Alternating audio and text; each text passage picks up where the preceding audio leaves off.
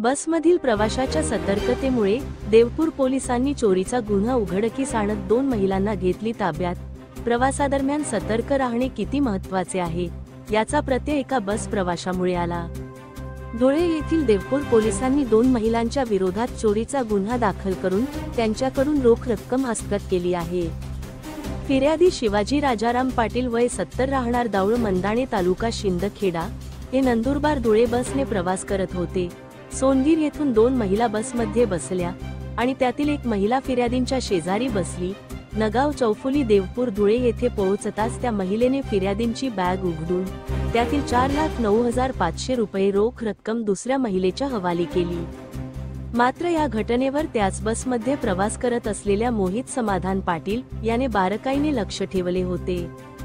चोरी लक्षात येताच त्याने आरडाओरड केली, त्यामुळे बस थांबवून ती थेट देवपूर पोलीस ठाण्यात आणण्यात आली।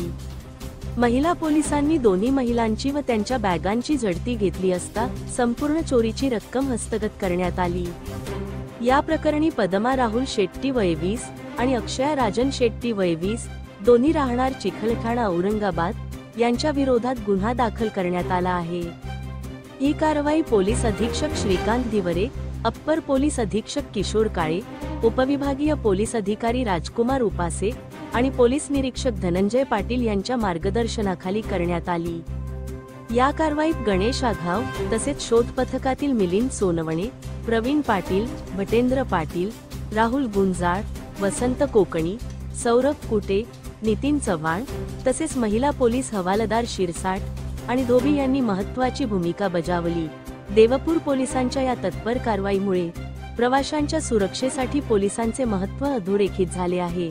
धुळे क्राईम न्यूज साठी अब्दुल रहमान मलिक, धुळे। मी धनंजय पाटील, पीआय देवपूर। आज सकाळी 10:30 ते 12:30च्या दरम्यान नंदुरबार ते धुळे बसमध्ये एक ज्येष्ठ नागरिक त्यांच्या नातेवाईकांच्या मुलीच्या लग्नाच्या बस्त्यासाठी म्हणून जवळपास 4,10,000 इतकी रक्कम बॅगमध्ये घेऊन प्रवास करत होते। दोंडाच्याहून ते बसले। त्याच बसमध्ये मोहित पाटील नावाचा एक तरुण मुलगा पण होता, 18 वर्षाचा, धुळ्याचा आहे। आणि सोनगीरला ती बस आली असताना त्या बसमध्ये 2 महिला चढल्या, त्याच्यासोबत लहान बाळं पण होते 2। आणि त्या काकांना त्या महिलेची दया आली, त्यामुळे त्यांनी तिला बसायला जागा पण करून दिली त्यांच्या शेजारी। तर त्या बसल्यानंतर त्या महिलेने तिचा पदर त्यांच्या बॅगेवर टाकून त्याच्यातून त्यांच्या बॅगेतले पैसे चोरले।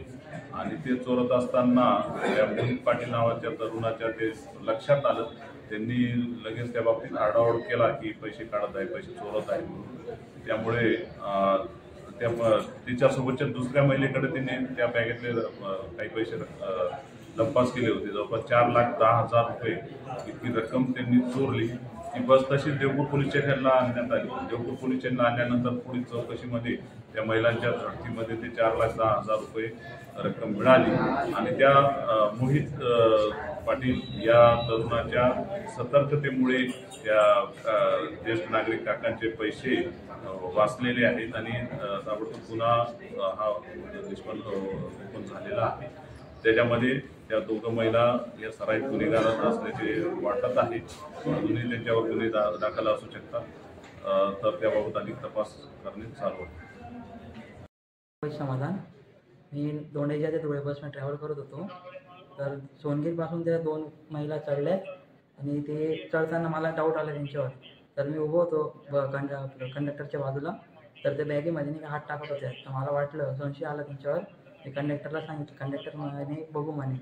तर मग त्यांनी पैसे काढले, ते मला हँडपॉट झाले।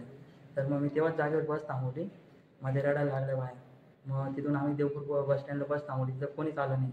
तर मी ड्रायव्हरला बोलून बस देवपूर पोलीस स्टेशनला घेऊन आलो।